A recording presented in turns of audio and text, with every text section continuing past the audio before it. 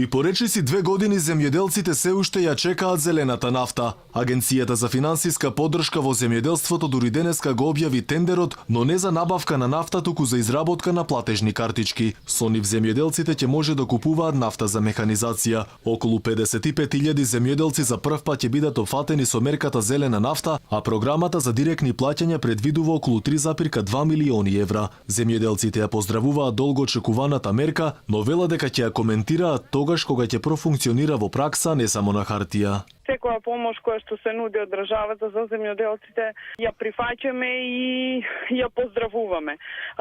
Се додека не видиме како ќе функционира, нели не можеме да кажеме каков ефект ќе има во иднина врз земјоделието. Таа зелена нафта. Единствено што можам да ви кажам како организација е дека ние бараме и се залагаме со таа зелена нафта да бидат опфатени сите земјоделци кои што се занимаваат со земјоделие и што произведуваат храна од сите сектори.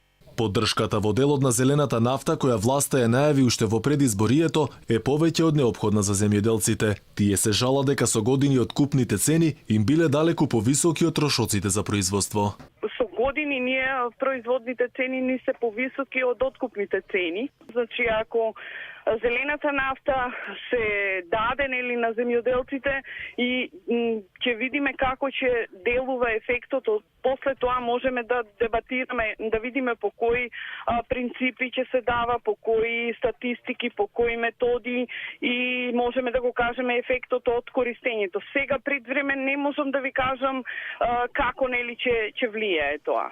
На тендерот може да учествуваат сите странски и домашни правни или физички лица. Таа компанија која ќе го добие тендерот ќе има обврска да ги испечати платежните картички, пошто ќе треба да ги достави до платежната агенција, која преку подрачните единици ќе ги доделува на земјоделците. Износот пак ќе се одреди врз основа на големината на површините и земјоделските култури, за кои конкурирале земјоделците за субвенции минатата година. Колку за потсетување под раководство на министерот Љупчо Николовски, производителите на јаболка и праски ја има најлошата сезона лани, а годинава доцни и се идбата на оризот.